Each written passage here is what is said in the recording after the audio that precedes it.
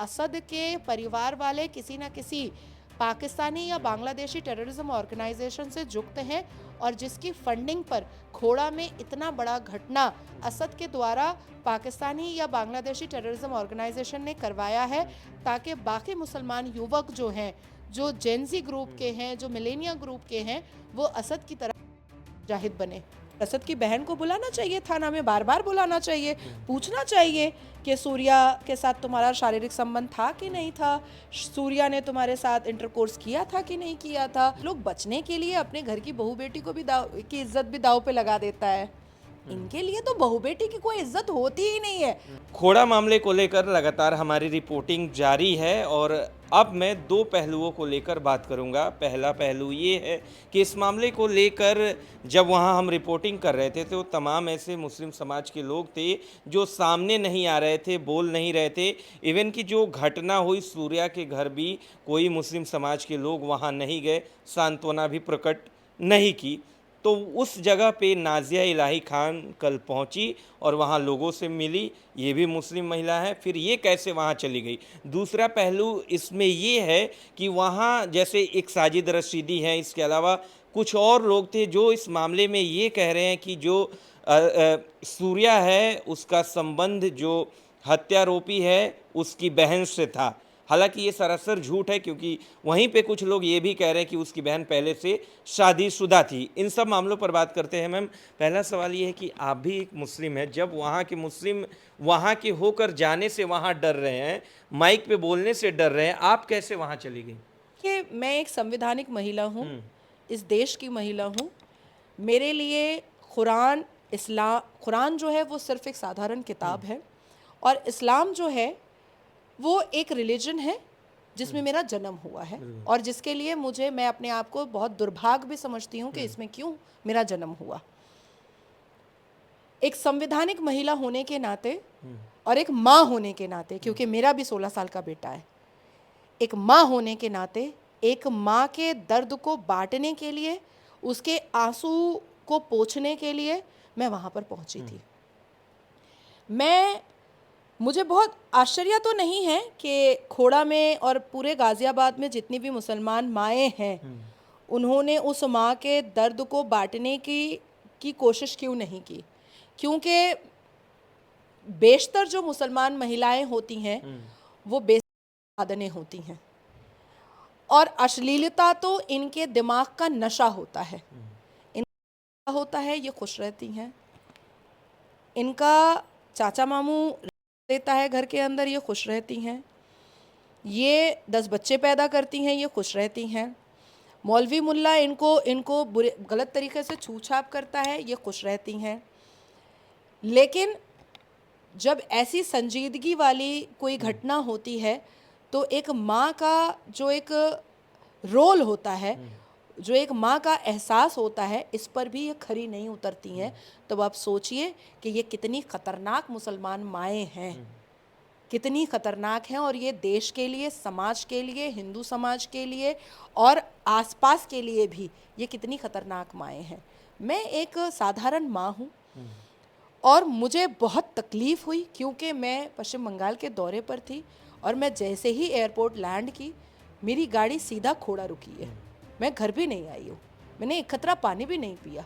मैं सीधा खोड़ा गई हूँ, और मैं सूर्या की माँ को गले लगा करके मैं भी रोई हूँ।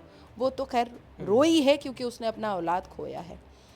दूसरा कि अगर अब भी हिंदू सतर्क नहीं होता है, अब भी हिंदू अगर संभलता नहीं है, अब भी हिंदू के नशे पर हिंदुओं के सर पर अगर भाईचारगी का नशा है, तो मुझे लगता है कि ये देश ख़त्म हो जाएगा। इस देश में इस्लामिक झंडा लहरा दिया जाएगा। अब इस देश का टुकड़ा नहीं करेगा मुसलमान, अब इस देश को कॉन्कर करेगा मुसलमान, क्योंकि मुसलमान एक बहुत ही गंभीर स्ट्रैटेजी से चल रहा है। जानबूझ करके हिंदू बेटों कर रहा है और हिंदू बेटियों का धर्म परिवर्तन करके लव जिहादी कर रहा है। अब आप सोचिए कि हिंदू माओं के पास बेटा मरा हुआ गोद में पाया जा रहा है और हिंदू माओं की बेटियां जो हैं वो ला इलाहा वाली बन जा रही हैं। तो वंश आगे बढ़ेगा कैसे अब हिंदुओं का?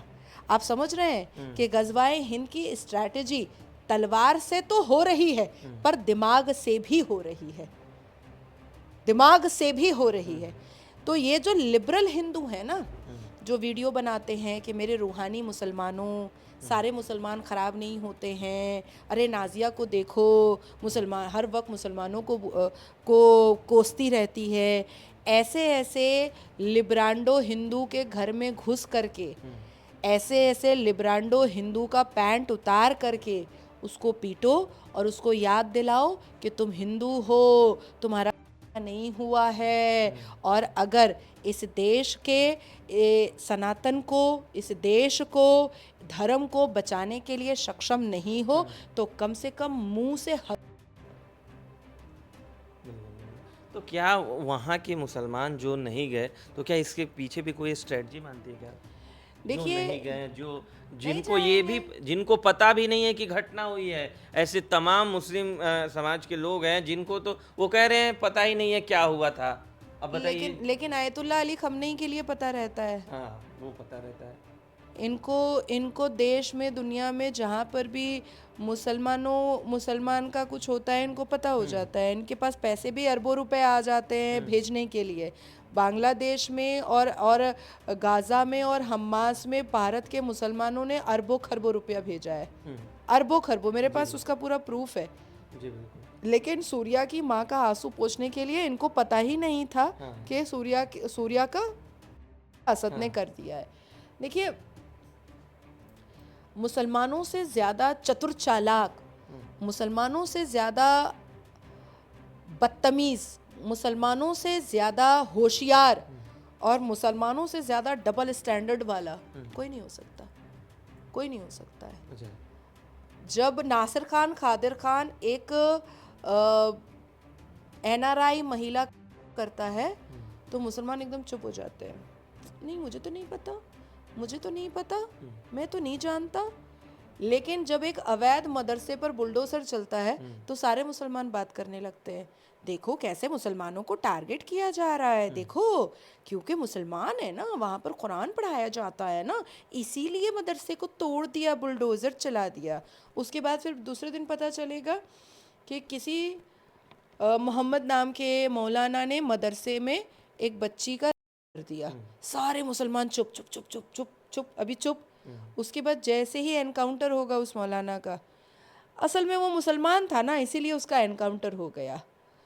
तो ये जो मुसलमान समाज के जो ठेकेदार होते हैं, ये ट्रेनिंग देते हैं मुसलमानों को कि जब आप ऐसी वहशी हरकत करेंगे, जब आप अश्लीलता करेंगे, जब आप बेहूदगी करेंगे, जब आप करेंगे, जब आप करेंगे, जब आप क्राइम करेंगे, तो पूरी कम्युनिटी आपके समर्थन में खड़ी होगी और हम सब चुप हो जाएंगे।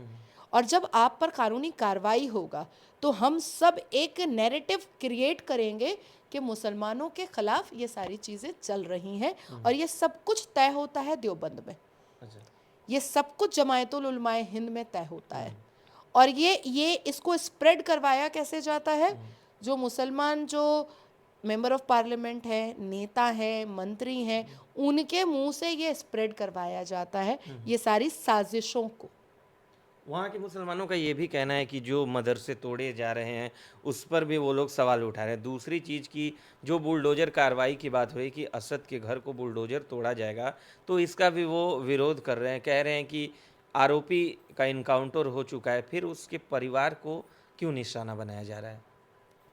नहीं, देखिए कानूनी तरीके से तो मुझे ऐसा लगता है कि अगर असद का घर अवैध निर्माण नहीं है तो कोर्ट से तो स्टे ऑर्डर मिल जाता है, अच्छा। बहुत आराम से मिलता है स्टे ऑर्डर। मदरसा अगर अवैध नहीं था तो मुझे लगता है वहाँ पर भी स्टे ऑर्डर मिल जाएगा, अच्छा। उसमें तो कोई दिक्कत ही नहीं है। और जमायतुल उलमाए हिंद का खजाना तो खुला ही रहता है, को अधिकारियों को, को आवारा लुच्चा लफंगा मुसलमानों को लीगल एड देने के लिए तिजोरी तो खुली ही रहती है। तो असद के फादर को जमायतुल उलमाए हिंद को अप्रोच करना चाहिए, और क्या पता अब तक अप्रोच हो भी चुका होगा, और पैसे तो आ ही जाएंगे इनके पास। क्या पता कि किसी टेररिज्म ऑर्गेनाइजेशन के फंडिंग पर ही असद ने कुर्बानी के दिन एक मिसाल कायम करने के लिए सारे मुसलमान युवक को एक नज़ीर पेश करने के लिए उसने सूर्या को कुर्बान कर दिया कुर्बानी वाले दिन। ये भी तो हो सकता है, क्योंकि ये तो जांच का विषय है अभी।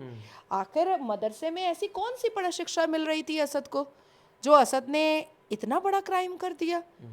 ऐसा कौन सा कुरान का कलमा, ऐसा कौन सी आयत पढ़ाई जा रही थी जो असद ने इतना बड़ा काम किया? एक 17 साल के लड़के के दिमाग में ये आएगा कि वो अपने दोस्त को फ़ोन करेगा और बुलाएगा कि आओ मैं तुमको दिखाता हूँ कि कैसे जानवर है, और उसके बाद फिर उसको मार देता है। चलिए इस बात का तो कोई प्रूफ नहीं है कि उसने ये फ़ोन करके बुलाया है, पर फ़ोन हुआ है ये तो ऑलरेडी सीजर लिस्ट में है। उसके बाद उसने छुरी घोपा, छुरी भोंक करके उसने चाकू घुमाया है, उसको काटा है, उसकी मृत्यु की है, ये भी सच है। इससे भी कोई 22 करोड़ मुसलमान इनकार तो नहीं कर सकता है। उसके बाद फिर मुझे ऐसा लगता है कि ये एक बहुत बड़े जांच का विषय है कि असद के परिवार वाले किसी न किसी पाकिस्तानी या बांग्लादेशी टेररिज्म ऑर्गेनाइजेशन से जुक्त हैं, और जिसकी फंडिंग पर खोड़ा में इतना बड़ा घटना असद के द्वारा पाकिस्तानी या बांग्लादेशी टेररिज्म ऑर्गेनाइजेशन ने करवाया है, ताकि बाकी मुसलमान युवक जो हैं, जो जेंजी ग्रुप के हैं, जो मिलेनिया ग्रुप के हैं, वो असद की तरह हित बने। मैम आपने सही बोला। दूसरा अब पहलू पे बात कर लेते हैं, जिसमें साजिद रशीदी जैसे लोग हैं वो कह रहे हैं, और वहाँ भी एक दो लोग कह रहे हैं कि असद की बहन का सूर्या की बहन से कुछ था और वो बार बार उसे मना कर रहा था, और झगड़ा बढ़ गया और इसी वजह से असद ने ऐसा कर दिया। इस बारे में आपको कितनी सच्चाई दिखती है, और रशीदी जैसे लोगों को क्या कहना चाहेंगे जो ऐसे स्प्रेड कर रहे हैं र्यूमर्स को? ये मुसलमान की पहचान ही है कि वो महिलाओं को गाली देगा और दूसरे धर्म के लोगों को अभद्र बातों से पुकारेगा। एक मुसलमान अच्छा मुसलमान उस वक्त तक नहीं हो सकता है जब तक वो अश्लील बात ना करे, जब तक वो दूसरों का कैरेक्टर असैसिनेशन ना करे, जब तक वो महिलाओं को शब्दों से डिफेम ना करे, जब तक वो महिलाओं को शब्दों से उसके कपड़े को चीर फाड़ ना दे। असद के पड़ोस में कुछ लड़के रहते थे, वो भी ये बात कह रहे थे कि असद की बहन का कहीं ना कोई सूर्या के साथ कुछ था, जबकि असद की बहन शादीशुदा है। तो इस बारे में आपको कोई बात नहीं है। मुझे लगता है कि खोड़ा के लोगों को एक पुलिस कंप्लेन कर देना चाहिए कि मौलाना साजिद रशीदी ने और फला फला लोगों ने इतना बड़ा आरोप एक मरे हुए बच्चे पर लगाया है। हम चाहते हैं कि इस मौलाना साजिद रशीदी को और इन लोगों को बुला करके इस कार्रवाई को पूर्ण किया जाए, और उस लड़की को थाना बुलाया जाए, उस लड़की को कोर्ट बुलाया जाए और उससे पूछा जाए, उसका मोबाइल फ़ोन सीज किया जाए और उससे पूरी जानकारी ली जाए, कुरान की कसम खिलाई जाए कि क्या तुम्हारा शारीरिक संबंध हमारे जो विक्टिम जो है सूर्या, क्या उसके साथ था, पूछा जाए। अब देखिए ये लोग बचने के लिए अपने घर की बहू बेटी को भी की इज्जत भी दाव पे लगा देता है। इनके लिए तो बहू बेटी की कोई इज्जत होती ही नहीं है। देखिए सूर्या की का तो डेथ हो गया, अभी असद का एनकाउंटर हो गया। अब ये सारे लोग मुस्लिम कम्युनिटी को बचाने के लिए किसको बलि का बकरा बना दिए हैं? असद की बहन का इज्जत को ये लोग पूरा उछाल दिए हैं, पूरा का पूरा उछाल दिए हैं। अब जब मौलाना मौलवी ही उछाल रहा है तो मुझे लगता है कि खोड़ा के लोगों को एक कंप्लेंट फाइल कर देनी चाहिए और असद की बहन को बुलाना चाहिए थाना में, बार बार बुलाना चाहिए, पूछना चाहिए कि सूर्या के साथ तुम्हारा शारीरिक संबंध था कि नहीं था, सूर्या ने तुम्हारे साथ इंटरकोर्स किया था कि नहीं किया था, सूर्या ने तुम्हारा शरीर कहाँ कहाँ छुआ था, सूर्या से तुम कहाँ कहाँ मिलती थी, और मिलती थी तो वो था कि नहीं करता था, वो तुम्हारे शरीर को छूता था कि नहीं छूता था। अब जब बात निकली है तो दूर तलक जाएगी। अब कोई मौलाना अब जब उतर ही गया है मुसलमान कौम की बेटी को बेआबरू और बेइज्जत करने के लिए, तो भाई ये तो एक बहुत बड़े जांच का विषय है जिसमें टेररिस्ट ऑर्गेनाइजेशन की फंडिंग तक का पता चल रहा है। तो मुझे ऐसा लगता है कि खोड़ा के लोगों को एक कंप्लेन लेटर तो देना चाहिए मौलाना साजिद रशीदी के खिलाफ। बिल्कुल। कि या तो मौलाना साजिद रशीदी साबित करे और या तो फिर असद की बहन साबित करे कि इस बात में कितनी सच्चाई है। बहुत बहुत धन्यवाद मैम, आपने सभी पहलुओं पर बात की। तो आप न्यूज़ टॉक देख रहे थे, हमारी खबरें लगातार जारी है और खोड़ा से रिलेटेड जितने भी वीडियोस हैं आप देख सकते हैं। नमस्कार।